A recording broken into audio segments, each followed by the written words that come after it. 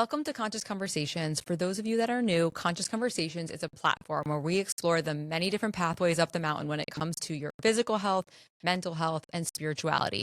Today's episode is going to be a little bit different because we're bringing the sporty vibes, filming here at Golf Cave in Homedale, New Jersey, and definitely the funny vibes thanks to our guest, which leads me to why I'm so excited for today's episode because, yes, we will be going deep as usual. But we'll definitely probably be laughing our asses off because joining me today is an old friend of mine from our wild New York City days, Kevin Spies, or as many of you probably know him as the internet sensation, the one and only Grill Guy on Instagram. So Kevin, welcome to Conscious Conversation. We're here. We made it through in the tsunami. It is a tsunami, yeah. There was some flooding, but it wasn't as bad as I thought it was going to be. So yeah, it's really not as bad as they made it out to be, which is kind of how it normally goes. Yeah. Yeah. So we're good. Sunny old New Jersey on October day. So I want to take it back to the New York City days, the BlueHaven days, being the infamous bartender days. Then I want to take it to your teaching days. Yeah. Those are the same days, bartending and teaching. I wanted to get clarity on that because I do like everything's like a little foggy and hazy from like, you know, the New York City days. Like 2010 to 2020, basically, probably. Yeah, it's all a little foggy. So wanted to get clarity on that and then want to go through your cancer survivor story, of course.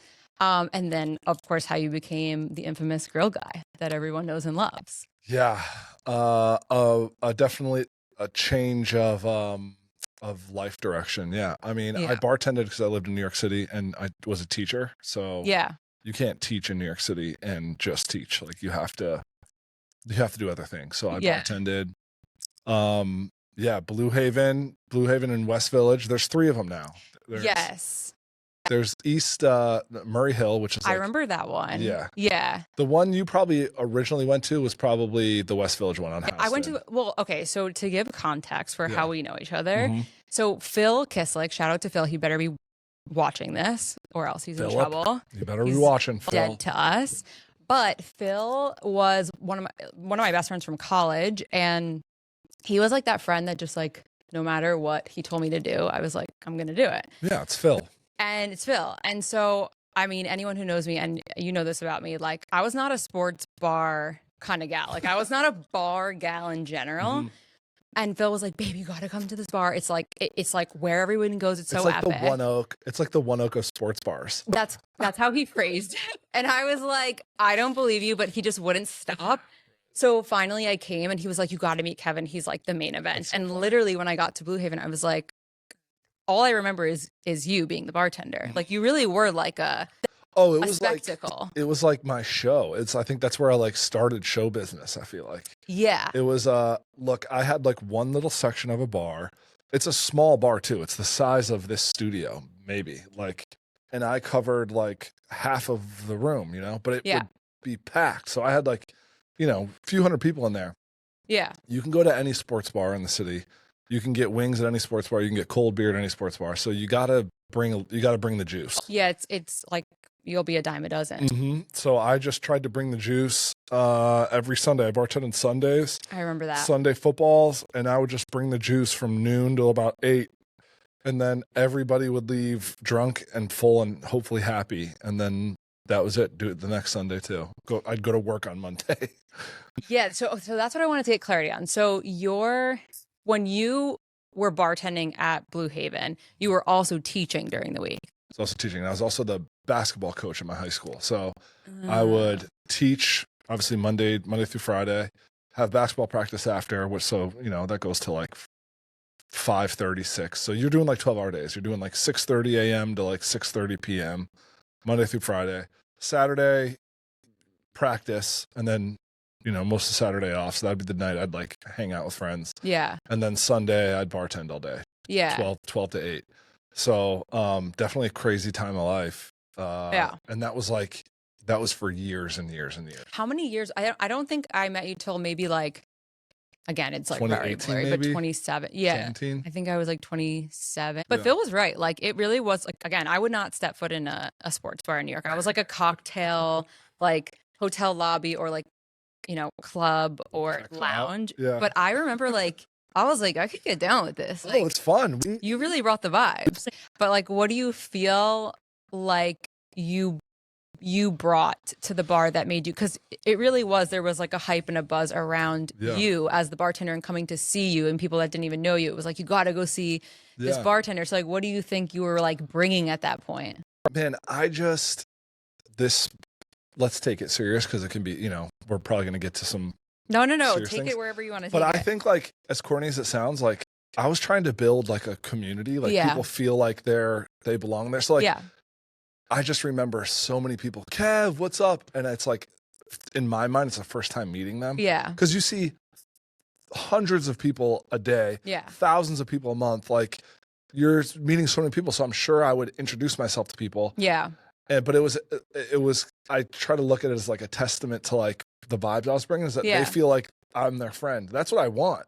You know, I want customers to feel like I know the bartender, even though like, Yeah, no, it's so true. And it doesn't matter like what, vertical it is. I mean, people, when they have consults or they're in the community with Concierge, that's how I want to make them feel, like that they're family. I like text, with clients, like, just checking in how they're doing and like just shooting the shit so that they feel like it's a.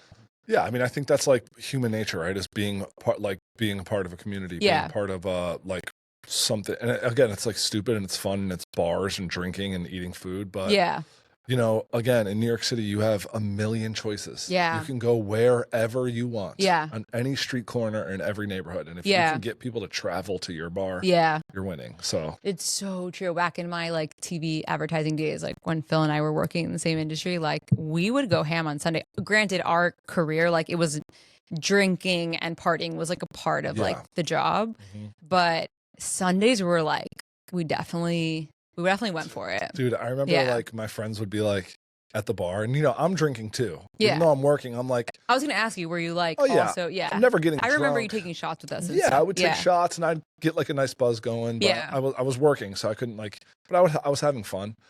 But I remember like my friends would be like, dude, like tomorrow I have an office day. So like I can wake up and I'll be fine. Like I'm like, Kevin has to wake up and at 8 o'clock in 12 hours, he's going to have 25 16-year-olds showing up to a class like wanting to learn. I mean, who knows if they really wanted to learn anything, but they were expecting to learn something.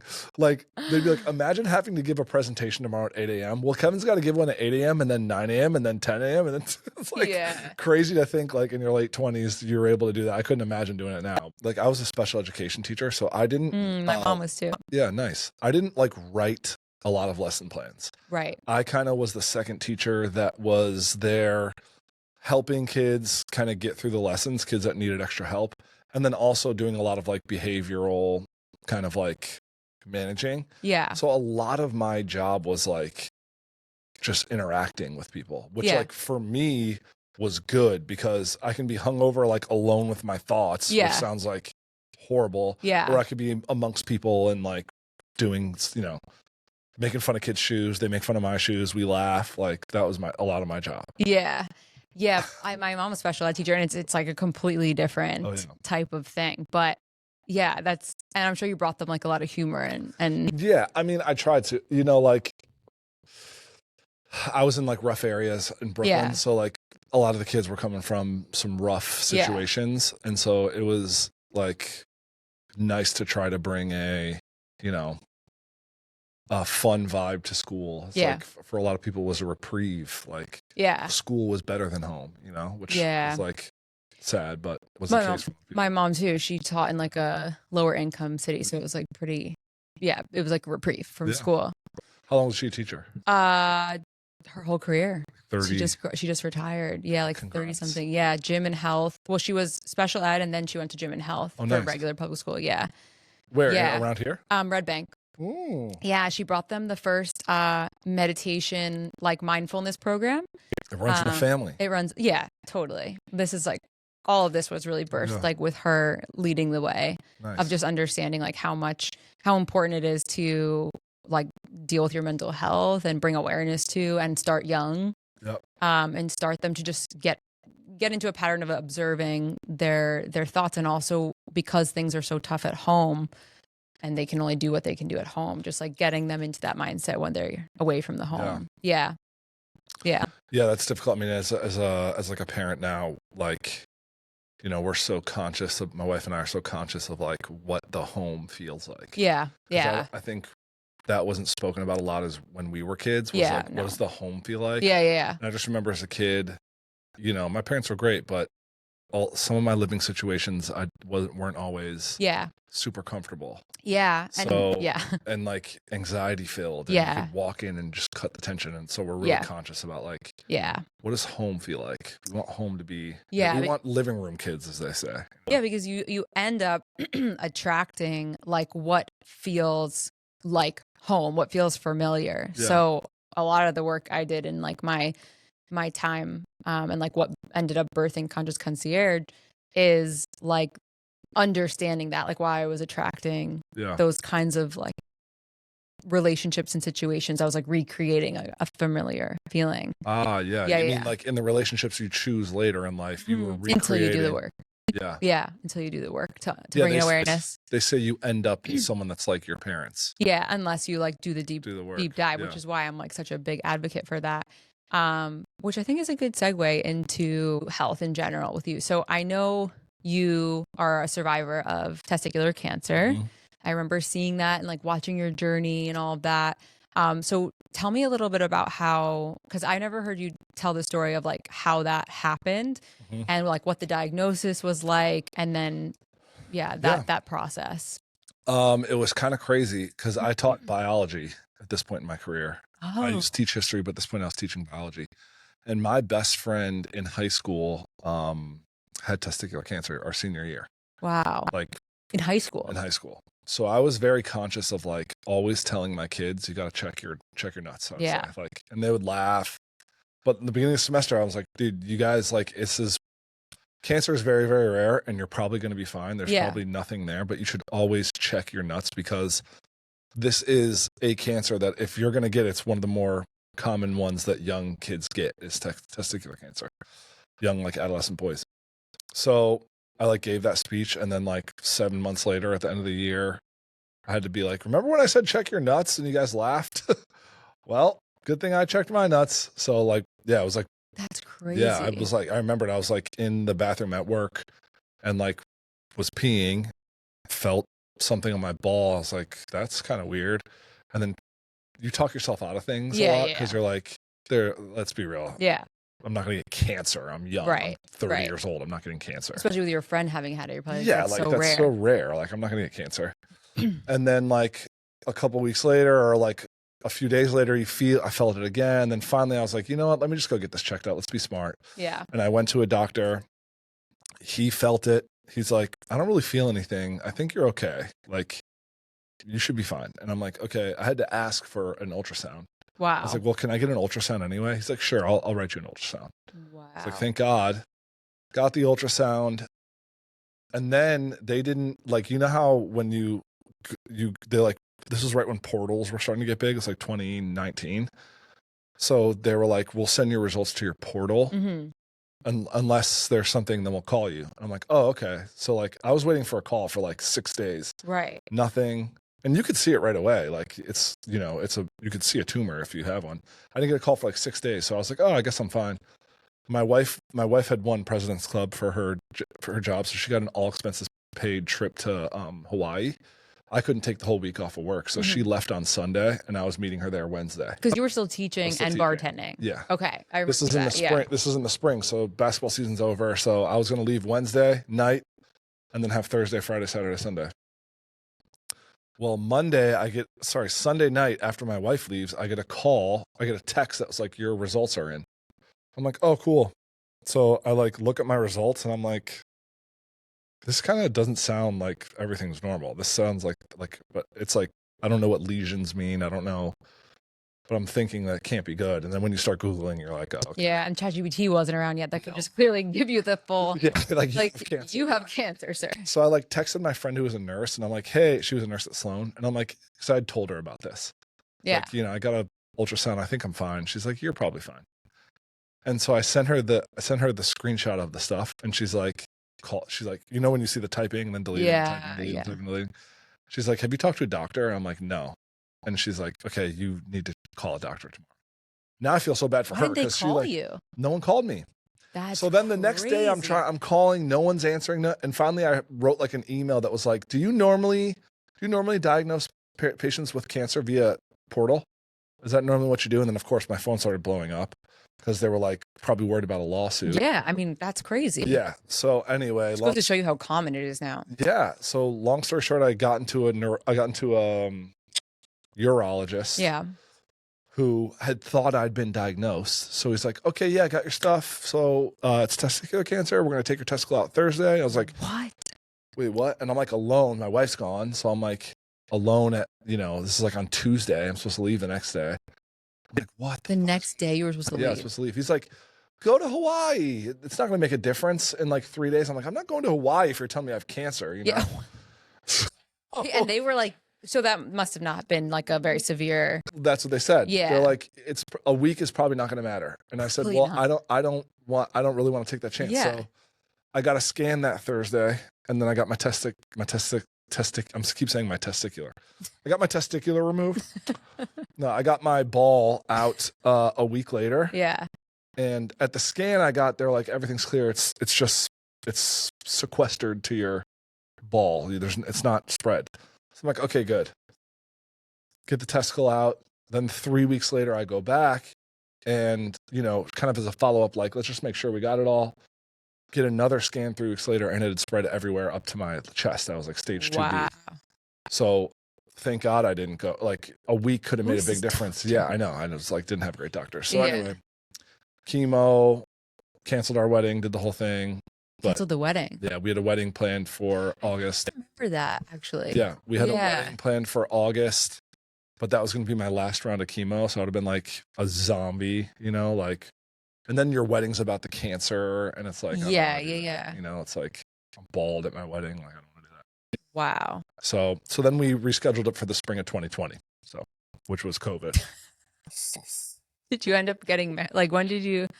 We're still not married, guys. No. We went to a courthouse like August 1st. So the second wedding was canceled too. First, so we were like, all right, forget the wedding. Like, we're not going to have the big celebration. Let's go to this courthouse while I was sick. So we went to the courthouse while I was sick August 1st. We just got it done. Like, we want to get married. Let's get married. So we got married. What a blessing that you had her though. Like, genuinely believe, like, Yeah. angel from above, I remember you posting about that too. Yeah. Because how long before did you meet her? I met her in the fall of 2016. We started dating in the spring of 2016. And then, spring of 2017, we started dating. So, like 6 months after we met, we started dating, basically. And how long were you together before the cancer diagnosis? 2 years. Okay. So it was like we were engaged. Yeah. It was like fairly new, Yeah. We got engaged in October, and then cancer came that next May. Yeah. But yeah, we went and got the courthouse done, boom, and then we were like, we'll plan a wedding eventually, and then COVID hit, so we were like, put it off, and then we had a kid, bought a house. Yeah. And then we had our first my son's first birthday party at like a barbecue place, and it's called the Sterling Hotel. Yeah. And me and my wife were like, this is awesome. Why don't we just do our wedding here? She's like, you want to? And then we did a fall wedding there. That's so funny. Like outside barbecue. Wow. So, okay. And So my wife's a lot like you. She's like finer things. like bougie. Yeah. Yeah. Yeah. And so her, but like, you go through something like that. It's like, she's like, let's do something fun with a small gathering outside. Totally. It was just like, vibes changed a little bit, but it was still a beautiful wedding. I mean, illness changes things. I mean, even like, well, long story, but even I was going through a lot of like health challenges this year. And I was always like, I'm going to drop down from a helicopter in my wedding. Everyone's going to be like waving. Like I had all these like things. And like really when health is on the table and there's an issue, like it does really change the perspective that people have. And I think we end up talking about that a lot on the podcast. I've had a lot of different kinds of people on. Because obviously in like my spiritual work, I've met with healers all over the world, shamans, healers, different doctors and specialists and practitioners of all kinds of modalities. And really like, I view it as like studying, like I feel like I've been in like my deepest studies the last few years. watching all of these people heal in different ways with these different modalities and trying to understand why certain people heal in certain ways, the holistic route versus the pharmaceutical route, et cetera. But the one thing that the majority of these more spiritual people have taught me is that illness isn't random. There is significance on a deeper level than we're typically taught in the traditional medicine world. And so I remember when we had the conversation prior, I was saying to you, like, have you ever heard that mindset? And really, if you haven't, have you figured out what the teachings were from that time period? All right, let's take a quick break to thank our incredible sponsor of today's episode. We are actually filming today's episode on site at Golf Cave in Homedale, New Jersey. Did you know that golf is actually 90% mental and 10% physical? And that is why Conscious Concierge teamed up with Golf Cave Homedale to offer members discounted wellness consultations to enhance their mental performance. If you're in the area and love golf, you need to check this place out. It is the ultimate indoor golf simulator experience, perfect for pros or beginners. Fun fact, it's owned by my brother and my sister-in-law, and I am super proud of them. So if you're in the area and looking to get some swings in, or for an event space, or just something fun to do with friends, check out Golf Cave Homedale and tell them we sent you. Golf Cave, learn, play, improve. All right, back to the show. So in what I've learned, there is illness is our greatest teacher when we go through it. There's a deeper learning for each of us within the illness. Yeah. And so for you, what do you feel like the biggest teaching or takeaway that you learned from your time having cancer and going through that process? Yeah. I like everyone always will say that like it feels like a new lease on life, and like there's definitely a lot of truth in that. Yeah. The way I equate it is like, I've always been somebody who I think is just like conscious of the fact that it's really everything's fleeting. Yeah. Like I remember, I think I told you the story. I distinctly remember getting on the bus my first day of high school. Yeah. And being like, this is going to be over before I know it. Yeah. Like, I have to enjoy this. And I remember like thinking like, oh, my friends invited me out. Like I do have some homework, but this is high school. Like this is the best years of my life. Yeah. So I was like present in my life, I feel like, but fast forward to when you're like really facing your mortality. Yeah. You can't really equate how much you really value the really small things. Yeah. It just has so much more meaning. Like coffee in the morning is just so much more important, and like smells so much better. And, moments with like your kids, like for me is like, like I talked to my wife, like a few days ago, I got on my motorcycle and I rode up to upstate New York, and it was like the first time in my life, and first time in a long time, I was like alone and felt that super, super grateful feeling of like, just so glad being I'm alive. here. Yeah. Just like, I'm always grateful I'm alive, but those moments where you're like, wow, like, this is amazing. Yeah. All of my moments like that have been with my kids and my wife, which is great. I'm so grateful for. Yeah. But I was also super grateful to have a moment like alone. You know? And I don't know how much I really would have felt those moments, prior. You feel them a little more, because it's fleeting, and it's like, you're just grateful to be here. Yeah. I talk about mortality a lot actually on the podcast, which I know it's interesting because it's not a subject that you hear people talk about a lot.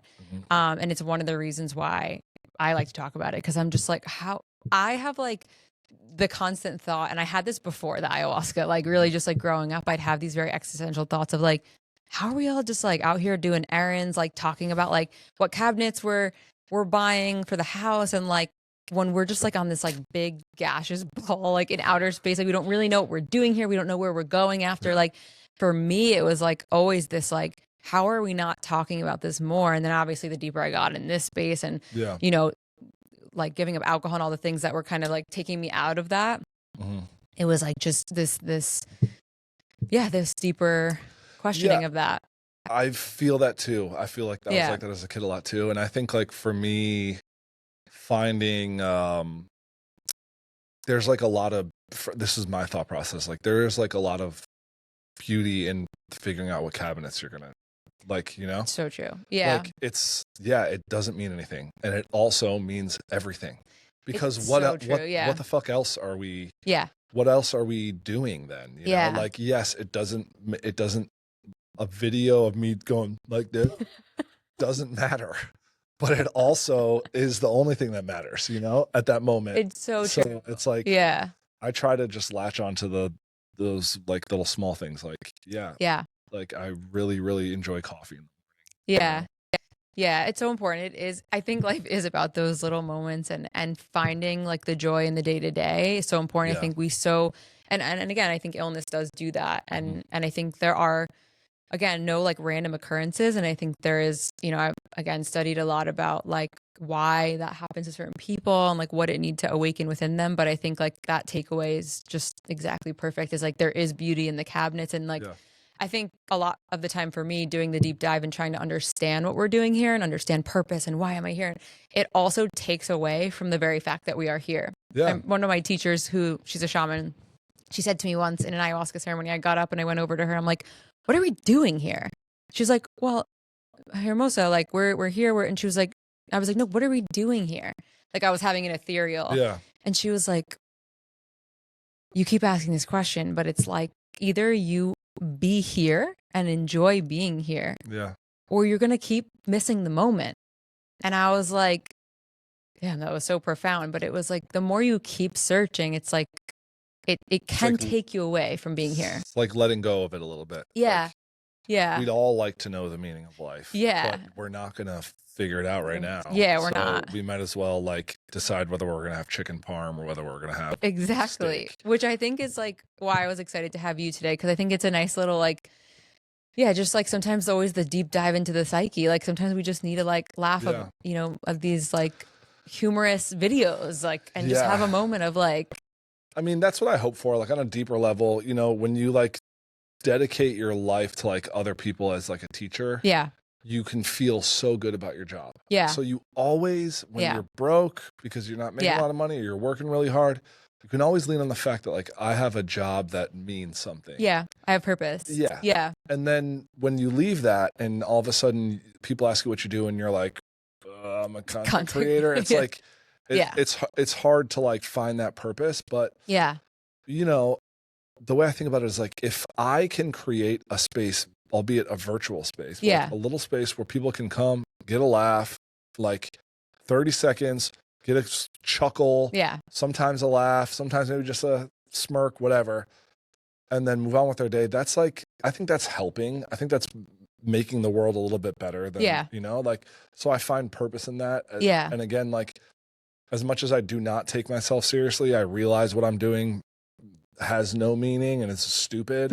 It's also something I really care about. So I take the video seriously, but I don't take anything else as, I don't take myself too seriously, but I take what I do seriously. Like I do want to make a good video. Like I do want to do this and make sure people laugh, like, because that's what I'm doing. That's and you're really good at it. Well, thank you. Which segues us into that where I wanted to go, which is grill guy. So I remember just kind of like scrolling on the internet and I was like, wait, that's Kevin. And I remember sending it to Phil and I was like, is this Kevin from BlueHaven? I was like, Kevin Spies? And he's like, yeah, where you been, babe? I'm like, oh my God. And I was like looking at all the videos. I'm like, this makes so much sense because of like how much you would have us laughing at BlueHaven and like just your personality in general. So, okay. So tell us about that transition. So, and also to circle back. So you end up, you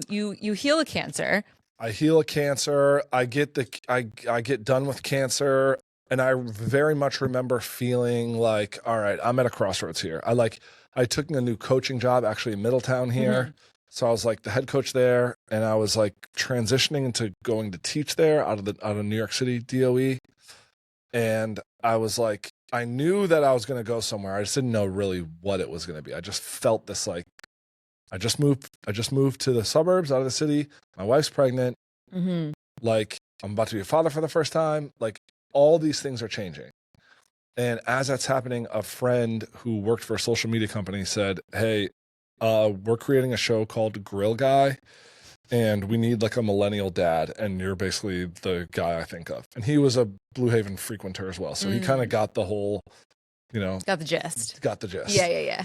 And he's still a good friend of mine today. And so that's basically how it started. And it started as like a camera like this and a worse tripod and actually a worse camera and like a worse mic and me being like, you guys want to see me cook? And it was really bad and weird. Yeah. And then I just eventually started like making skits. I just like learned how to use a phone really. Like I was on Instagram like everybody was, but I wasn't like posting or anything. What year was this? 2021. Okay. So fairly recently. Yeah. And started doing skits. Then it became a little bit of like an art form for me. It became a like that like of course it's really cool when you see the number going up like wow, hundreds of thousands of views, that's cool. But it was more so like when I would look at it and be like, okay, this is funny to me. Yeah. You know? And once I like got serious about that, like, okay, trying to find things that are funny or like you work your way around an idea and finally you come to it and it's like just me doing this. But eventually, whatever, it just became like, that became really fun to me. Yeah. And that became my career. I started doing it full time, like 2022, or maybe even 2021. I started doing it full time, October of 2021. So at first you were doing part-time and on top of your job. Yep. Yeah. First I was doing it part-time on top of my job. And then, okay. So I guess I did it for a year part-time and then in 2022. So yeah, coming up on just 3 years of doing it full-time now. So, wow. Yeah, it's been totally not where I thought my career was going. I thought I was going to be, the 50-year-old teacher, but I guess I'll be a 50-year-old content creator. I don't know.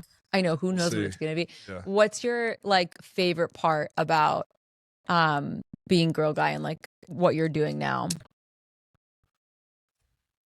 Genuinely, my favorite part is just the flexibility that allows me to spend like so much time with my kids. I do drop off, I do pick up, I do, I like joke with my wife that she has like a stay-at-home husband who also like has a little money coming in too. Who makes money. Yeah.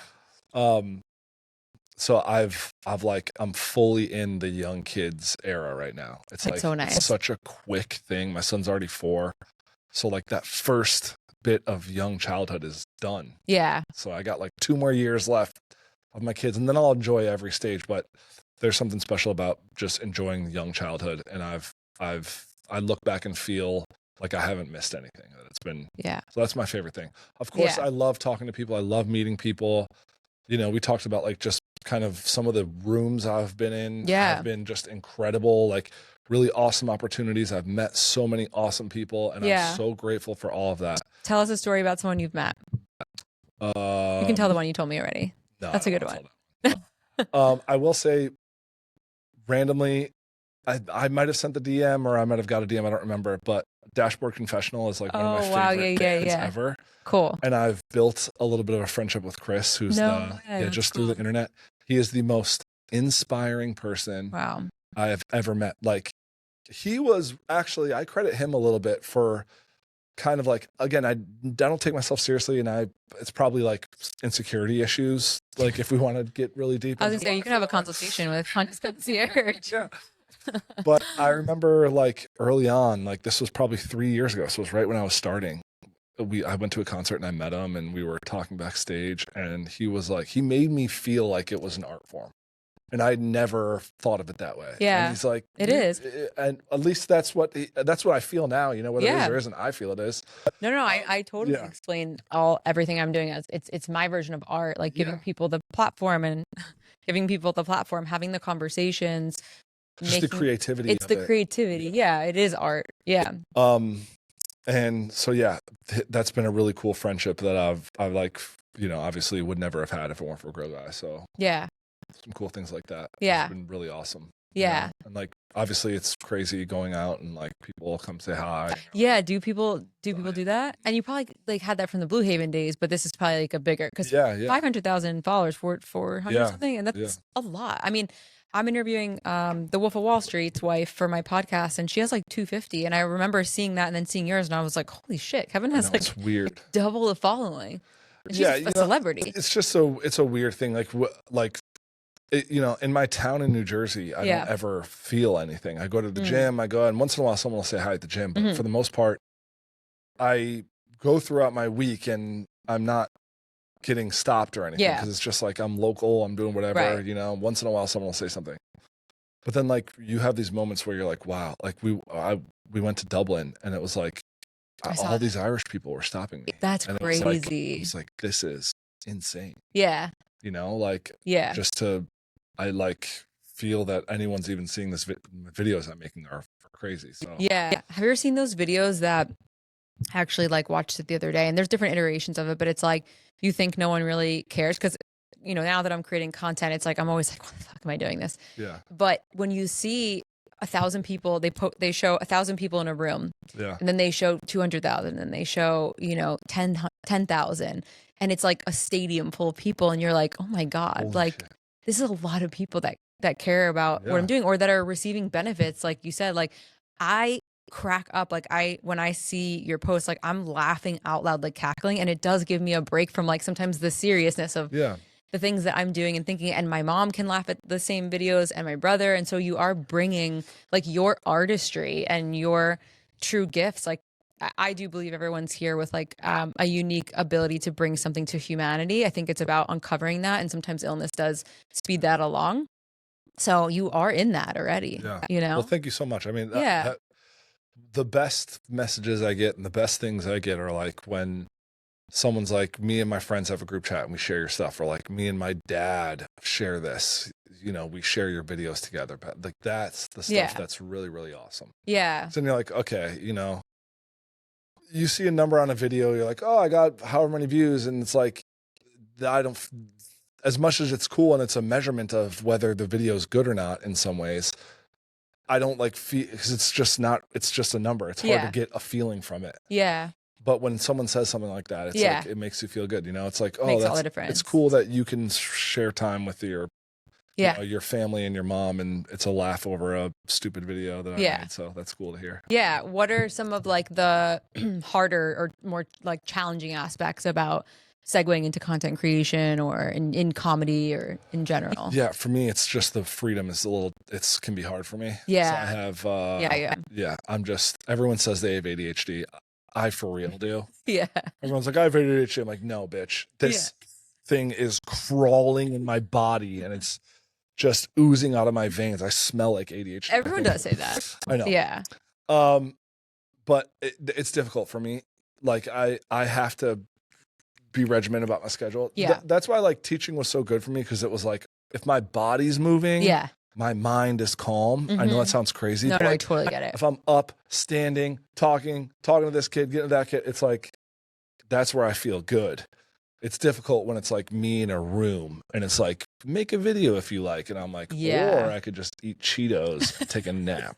So, no, I just like getting, having more autonomy is like, everybody wants it, and then it's like, for me, it's a little difficult. Yeah. I know that sounds ungrateful or whatever, but I it's deal with just it being too. honest. I totally deal with it.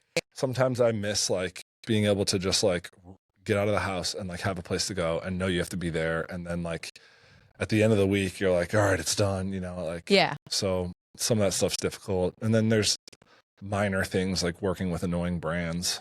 They're so annoying, but it's whatever. Like, can you it's reshoot fine. this and chuckle this way? We don't want this to feel like an ad, but here's everything you have to say. So you want me to say this? No, we don't want you to say this. We don't want it to feel like an ad, but this is what you need to say. Okay, so this is, you write what you want me to say. That one thing that I find very funny about your content that I was like, what is it? And the other day I was like looking at it as I was like preparing for talking with you, and it's your timing in when you end it. There's like a timing that you end it where it's like, I'm still like laughing and it's like in the middle, and I'm like, it's everyone. And I'm like, I gotta ask him about this like comedic timing. Like, that seems like an intentional thing. Yeah, I mean, it's like, it's a couple things. It's one, because sometimes it's just, how do you end a video? I know. You know, like I'm always like, love ya. Yeah, you. Thanks so much for watching, guys. Like, thank you. Yeah, not your brand. No, and it's like, you are in a way telling a story. Like you're giving a skit, but you only have 30 seconds. So like, the initial thought process have a beginning, a middle, and an end. Yeah. And it's like, well, sometimes it can just be like you get there in the middle of it. Yeah. And so if the start is abrupt, Yeah. the end should be abrupt, because it's just like you're just kind of seeing a snapshot of this interaction. Yeah. You know, sometimes it's funny, and then sometimes it's about like, okay, if this is still good at the end, and like it just ends, people are going to watch it again. And yeah. Not that you're trying to trick people into watching it more than one times, but you know, you always want people to be wanting a little more, I feel like. So yeah. You know, like finding a good way to end it, or like sometimes the ending of it is kind of the joke. Yeah, exactly. So yeah. it's like, it's all those different things, you know, it's like, yeah. you only have people for 30 seconds. That's all you got. So like, or sometimes less. Like, yeah, got them for 5 seconds, and they're totally. If I try to keep it short these days. I'm like, ain't nobody watching this. Or they're going to decide within 5 seconds whether they're going to watch it. Right. And then at some point, it's like, if they're in for 15 seconds, then they're going to watch the rest of the thing. So it's like, how do you kind of totally keep it interesting? Yeah. Who's your inspiration? Do you have someone that you're like, damn, I hope I get to this level? Or how do you get inspiration? Yeah, I mean, obviously, like all the like performative comedians are like I love Adam Sandler. Yeah. I love Will Ferrell. I think like creators nowadays that I really, really like. I've always said this. Veronica is cool. She just got SNL. She's so funny. I remember seeing her like 3 years ago when she had 60,000 followers on TikTok. She's like 1 million now. I remember being like, this girl's hilarious. Yeah. You know, I used to work at Comedy Central. Oh, really? I worked on the roast. No way. Yeah, well, I worked on everything. A bunch of those comedians. Yeah, I thought the roast. Who's your favorite comedian? I don't. Probably Sebastian. Yeah, because he's Italian, and the humor is spot on to my family. So yeah. But when I worked at on Comedy Central, I mean, all the shows were comedy, but the roast was hilarious. Like Jeff Ross. Jeff Ross is like the roast king. That was like his whole job. Yeah. But I thought they were just so masterfully done. I mean, Bieber's was amazing. Yeah, the roasts are like, and then even like podcasting as a whole, like Theo Vaughn is one of the most incredible comedic, like improv speaker I've ever heard of, or I've ever heard. He's so funny to me. I think he's like absolutely hilarious. Yeah. And then obviously Guy Fieri is my big. He's funny. He's my favorite, like food guy like ever. Yeah. So I'm a big fan of Guy Fieri. So yeah, those are my inspirations. I feel like you are very in your own lane though, and I think that I could see you just like continuing to grow and really like pave your own way, and I'm excited for you. What would you say to maybe someone who is looking to get into content creation and loves like the humor angle, but is just feeling overwhelmed or feeling like maybe it's not for them? Like, any advice that you'd give? Yeah, I kind of say the same thing to everybody. Is like you got to find a way to do it every day for a year and then make a decision. Yeah, like that's good for everything. That's so, like, good. I mean, there's stuff I did. Like I had a podcast with George Niang. It was like, let's do this for a year. And then after a year, we were like, this is not as good as this is not doing what we thought it would. But we waited a year, you know, because you gotta give it a good sample size. Yeah. And in the year, you may blow up or it may be really slow. Yeah. But you got to be consistent for a year before you make a decision. Totally. This is like the hardest thing to do. I think having a why is like so important in general. Yeah. And we had such an amazing conversation. Like you were giving me guidance on just like the whole world of content creation. And I do a lot of that. And for anyone who's listening that maybe doesn't know, I have a wellness consultancy called Concierge.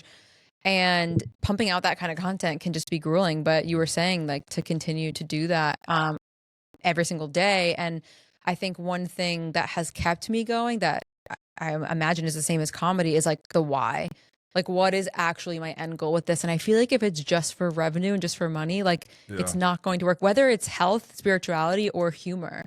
I think I was going to like end on a question, like, what is like your why? But you did vocalize it earlier, which was like really, you know, bringing community and making people laugh. Yeah. And like, you know, there's nothing in my mind, I guess, there's nothing wrong with like, if the revenue is what's driving you. Yeah. But then you better like really, really want the revenue. Yeah. It's like, it takes a while. That has to be your why. I just like fucking money. Yeah, and that's fine. Like, Yeah. but it's just that takes so long to come. Yeah. It takes. Yeah. You have, like, I always say it's like the ice cube analogy, where it's like an ice cube is sitting on a table and it's like you're warming it up and it's 0 degrees right now. And you're not going to see a change until it hits 32 degrees. Then you'll start seeing water come off it. Yeah. But you're doing 1, 2, 3, all the way to 32. You're working your ass off and you're seeing nothing. Yeah. You're seeing 0. Yeah, you're seeing no change. brutal. You're like, okay, so if I do this to 100, is it not going to change? Yeah. And then all of a sudden at 32, after all this work you've been doing, you finally see a little change. Yeah. And you're like, oh, okay. Then you can keep going. But it's content creation can be a little bit like that, where it's like you do a year and a half of work and no returns. And then all of a sudden, eventually you'll get the returns. You just got to keep plugging along. You know? Yeah. Yeah. I think that's really good advice. Yeah. So, okay. Well, where can the peoples find you? Grill Guy. Grillguy.com. No, I don't have a .com. Why not? I should have a .com. You should. Grill Guy. Can I plug one thing? Yeah, please do. I just shot a pilot for a show called Hogs and Dogs. No way. I'll send it to you. Yeah. Where I ride my motorcycle to hot dog stands, only hot dog stands. And I basically, you can just watch me slam pork sticks down my throat. And we meet some really cool people. Like, it's about the stories of the hot dog stands. And the first episode is really, really cool. 2 people from Union County who have been in the same spot for 30 years and 60 years, like literally the same spot, and just selling hot dogs. So that's so cool. We're exploring America on a motorcycle through hot dog stands. Wait, that's so cool. You didn't tell me that, I don't think. Well, I just plugged it. Yeah, nice. I'm gonna watch. I'll show it to you. Like Hogs and what? Hogs and Dogs. Hogs and Dogs. Is it just you, or do you have a co-host? No, it's just me. Yeah. Wow. That's amazing. So I'm definitely look out for that. Where is it going to be? On what platform? We're not sure yet. Okay. Maybe YouTube. Hopefully, maybe a streaming service. We don't know. We're selling it. So. You should talk to with what's the One Bite Knows the Rules guy? Yeah, Dave Portnoy. I know. One Bite. I feel like he would love you. I don't know, Dave. I know some people in the TV industry. There you go. You know what I'm saying? You might have to give me a contact email. Yeah, for sure. As always, if you are looking to figure out what is next or best for you on your wellness journey, whether that's physical health, mental health, spiritual health, emotional health, you can find me at Your Conscious Concierge on Instagram, www.yourconsciousconcierge.com. I started a international women's community called Her Conscious Collective. You're welcome to join us. Shoot me a DM if you are interested. And also launching Corporate Awakening, which is for professionals. We're going through an awakening and looking to figure out what the hell they're supposed to do being in their corporate jobs. And so more on that, shoot me a DM if you're interested. And thank you to Golf Cave in Homedale, New Jersey, which is now open for membership. Come, whether you are looking for an event space, a bachelor party, looking to improve your golf swing, come on over. This was such a pleasure to reconnect. It's fun. And yeah, I'm excited for your audience to see a deeper side to you, or not deeper, you're deep. Yeah, deep. Just deeper. Yeah. Just different combo. Yeah, this is good. This is really fun. Thank you. Yeah, I'm sure you have a lot of fans. Hopefully. Yeah. See. Thank you so much. You. Thanks, Chris. Boom.